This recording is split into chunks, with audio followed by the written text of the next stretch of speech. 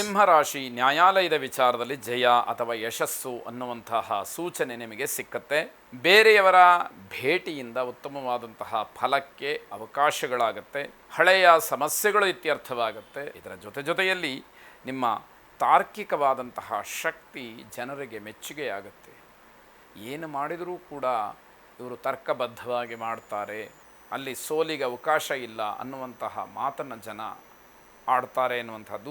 ಆರ್ಥಿಕವಾಗಿ ಬಹಳ ವಿಶೇಷವಾದಂತಹ ಸಂತೋಷವನ್ನು ಅನುಭವಿಸ್ತಕ್ಕಂಥದ್ದು. ಅಂದರೆ ಲಾಭವೋ ಅಥವಾ ಇನ್ಯಾವುದೋ ಒಂದು ಅನುಕೂಲವೋ ನಿಮಗೆ ಆಗಬೇಕು ಅನ್ನುವಂತಹ ನಿರೀಕ್ಷೆಯಲ್ಲಿದ್ದಾಗ ಆ ನಿರೀಕ್ಷೆ ಸಫಲವಾಗ್ತಕ್ಕಂಥದ್ದು, ಸತ್ಯವಾಗ್ತಕ್ಕಂಥದ್ದು ಖುಷಿಯನ್ನು ಹೆಚ್ಚು ಮಾಡುತ್ತೆ. ಹಣದ ಖರ್ಚಿನಿಂದ ಬೇಸರವೂ ಕೂಡ ಆಗುತ್ತೆ. ಇಷ್ಟೆಲ್ಲ ದುಡ್ದೆ ಅದು ಖುಷಿ ಇದೆ, ಆದರೆ ಬೇಡದೇ ಇರೋದಕ್ಕೆ ಯಾವುದಕ್ಕೋ ಒಂದಷ್ಟೆಲ್ಲ ಖರ್ಚಾಗ್ತಾ ಇದೆಯಲ್ಲ ಅಂತ ಹೇಳಿ ಯೋಚನೆಗಳು ಕೂಡ ಬರುವಂಥದ್ದು ಸಹಜವಾಗಿರುತ್ತೆ. ಕೆಲವರಿಗೆ ಆದಾಯ ಬಂದಾಗ ಖರ್ಚಾದರೆ ಆಯಿತು ಬಿಡು ಅನ್ನುವಂತಹ ಭಾವನೆಗಳಿರುತ್ತೆ. ನಿಮ್ಮದು ಹಾಗಾಗೋಲ್ಲ. ಈ ದಿವಸ ಅಲ್ಲಿ ಯೋಚನೆಗಳು ಬರುವಂಥದ್ದು.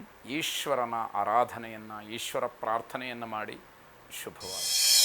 ಕನ್ಯಾ ರಾಶಿ, ಬಹಳ ಅಪರೂಪಕ್ಕೆ ಗಂಡ ಹೆಂಡತಿಯರ ಮಧ್ಯದಲ್ಲಿ ಹಾಸ್ಯ, ಒಬ್ಬರನ್ನೊಬ್ಬರು ಹೊಗಳ್ಕೊಳ್ತಕ್ಕಂತಹ ಸನ್ನಿವೇಶಗಳು ಎದುರಾಗಬಹುದು.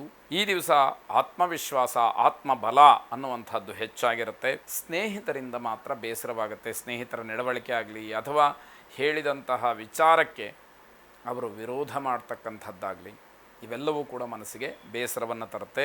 ಸಕಾಲಕ್ಕೆ ಕೆಲಸಗಳಾಗತಕ್ಕಂತಹ ಸೂಚನೆಗಳು ಹೆಚ್ಚಾಗಿದೆ.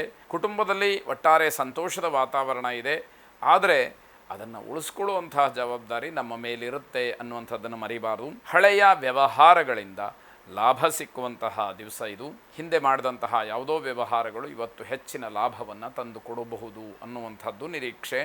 ಇಷ್ಟದೇವತಾ ಪ್ರಾರ್ಥನೆಯನ್ನು ಮಾಡಿ ಶುಭವಾಗಿ. ತುಲಾರಾಶಿ, ಅಸಭ್ಯ ಮಾತುಗಳಿಂದ ಜನ ದೂರವಾಗ್ತಾರೆ.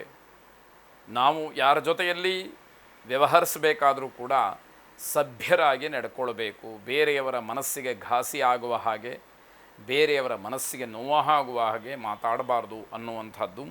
ಏಕನಕ್ಷತ್ರ, ಏಕರಾಶಿ ಆಗಿರತಕ್ಕಂತಹ ದಂಪತಿಗಳಿಗೆ ದೀರ್ಘಕಾಲದ ದಾಂಪತ್ಯ ಸಮಸ್ಯೆ ಉಂಟಾಗುತ್ತೆ. ಅದು ಇವತ್ತು ನಿಮಗೆ ಆ ಸೂಚನೆಗಳು ಸಿಕ್ಕುವಂಥದ್ದು. ನಿಮಗೆ ಆರೋಗ್ಯದ ವಿಚಾರದಲ್ಲಿ ಸ್ವಲ್ಪ ಸಮಸ್ಯೆಗಳು, ಕೆಲಸದಲ್ಲಿ ಸವಾಲುಗಳು ಹೆಚ್ಚಾಗ್ತಕ್ಕಂಥದ್ದಾಗುತ್ತೆ. ಪ್ರೇಮಿಗಳಿಗೆ ಈ ದಿವಸ ಶುಭವಾದದ್ದಲ್ಲ, ಎಚ್ಚರಿಕೆಯಿಂದ ಇರಬೇಕಾಗತ್ತೆ. ಮೌನಕ್ಕೆ ಶರಣು ಹೋದರೆ ಮಾತ್ರ ನಿಮ್ಮ ಪ್ರೀತಿ, ವಿಶ್ವಾಸ, ಬಾಂಧವ್ಯ, ಬಂಧುತ್ವ ಇವೆಲ್ಲವೂ ಕೂಡ ಉಳ್ಕೊಳ್ಳುವಂಥದ್ದು. ಇಲ್ಲದೇ ಇದ್ದರೆ ಕಡಿದು ಹೋಗುವ ಸಾಧ್ಯತೆ ಹೆಚ್ಚಾಗಿರುತ್ತೆ. ವಿದ್ಯಾರ್ಥಿಗಳಿಗೆ ಮನಶ್ಚಾಂಚಲ್ಯ, ಬೇರೆ ಕಡೆಗೆ ಮನಸ್ಸು ಹೋಗುತ್ತೆ. ಓದಿನ ವಿಚಾರದಲ್ಲಿ ಏನೋ ಒಂದು ರೀತಿಯ ಅಸಡ್ಡೆ, ಮನಸ್ಸು ಒಪ್ಪದೇ ಇರತಕ್ಕಂತಹ ಸ್ಥಿತಿ ಹೀಗಾಗುತ್ತೆ. ಮಕ್ಕಳಿಗೆ ನಿರಾಸಕ್ತಿ, ಯಾವ ಕೆಲಸದಲ್ಲೂ ಕೂಡ ಆಸಕ್ತಿ ಅನ್ನುವಂಥದ್ದೇ ಇಲ್ಲದೇ ಇರುವ ಹಾಗಾಗತ್ತೆ. ಏಕನಕ್ಷತ್ರ ಜನನ ಶಾಂತಿಯನ್ನು ಮಾಡಿಸ್ಕೊಳ್ತಕ್ಕಂಥದ್ದು ಪರಿಹಾರವಾಗುತ್ತೆ. ಶುಭವಾದ. ವೃಶ್ಚಿಕ ರಾಶಿ, ಮಾನಸಿಕ ಸ್ಥಿಮಿತತೆ ಇರುವುದಿಲ್ಲ. ಮಾನಸಿಕವಾಗಿ ಏನೋ ಒತ್ತಡಗಳು, ಮನಸ್ಸು ನಿಮ್ಮ ಕಂಟ್ರೋಲನ್ನು ತಪ್ಪಿ ಹೋಗ್ತಕ್ಕಂಥದ್ದು. ಯಾವ ಕ್ಷಣಕ್ಕೆ ಹೇಗೆ ನಿರ್ಧಾರವನ್ನು ಮಾಡಬೇಕು, ಯಾವ ಚಿಂತನೆಗಳೂ ಇಲ್ಲದೆ ಆಯಾ ಕ್ಷಣಕ್ಕೆ ಏನು ಬರುತ್ತೋ ಹಾಗಾಗಲಿ ಅನ್ನುವಂಥದ್ದು. ಇದು ನಿಮಗೆ ಹಿನ್ನಡೆ, ನಿಮಗೆ ಹೊಡೆತ, ನಿಮಗೆ ಮಾರಕ. ಇದನ್ನು ಗಮನಿಸ್ಕೊಳ್ಬೇಕು. ಹಿರಿಯರ ಸಲಹೆ ತುಂಬ ಅಗತ್ಯ ಇರುತ್ತೆ, ಅದರ ಬಗ್ಗೆ ಗಮನ ಇರಲಿ. ಬೇರೆಯವರಿಗೆ ನಿಮ್ಮನ್ನು ಹೋಲಿಕೆ ಮಾಡಿಕೊಳ್ಬೇಡಿ. ಯಾರೋ ಏನೋ ಬೆಳೆದು ಬಿಟ್ಟಿದ್ದಾರೆ ಅಥವಾ ಇನ್ನೇನೋ ಒಂದು ಸ್ಥಾನವನ್ನು ತಲುಪಿದ್ದಾರೆ, ನಾನು ಹೀಗೇ ಇದ್ದೀನಿ, ಆ ಹೋಲಿಕೆಗಳು ಬೇಡ. ನಿಮ್ಮ ಸಮಯ ನಿಮಗೆ ಬರಬೇಕು, ನಿಮ್ಮ ಪ್ರಾಮಾಣಿಕವಾದ ಪ್ರಯತ್ನ ನಿಮ್ಮದಾಗಿರಬೇಕು, ನಿಮ್ಮ ಅದೃಷ್ಟ ಸಮಯ ಬರಬೇಕು, ಭಗವಂತನ ಅನುಗ್ರಹ ಆಗಬೇಕು. ಇದೆಲ್ಲವೂ ಒಟ್ಟಿಗೆ ಸೇರಿದಾಗ ನೀವು ಕೂಡ ಸಾಧನೆಯನ್ನು ಮಾಡಲಿಕ್ಕೆ ಅವಕಾಶಗಳಾಗತ್ತೆ ಅನ್ನೋದನ್ನು ಅರಿಬೇಕಾಗುತ್ತೆ. ಆತ್ಮವಿಶ್ವಾಸದ ಕೊರತೆ ಇದ್ದಾಗ ಕೆಲವೆಲ್ಲ ಹಿನ್ನಡೆಗೆ ಕಾರಣವಾಗುತ್ತೆ. ನಿರ್ಲಕ್ಷ್ಯದಿಂದ ಕೆಲಸದ ಗುಣಮಟ್ಟ ಕಡಿಮೆ ಆಗಬಹುದು ಅನ್ನುವಂಥದ್ದು.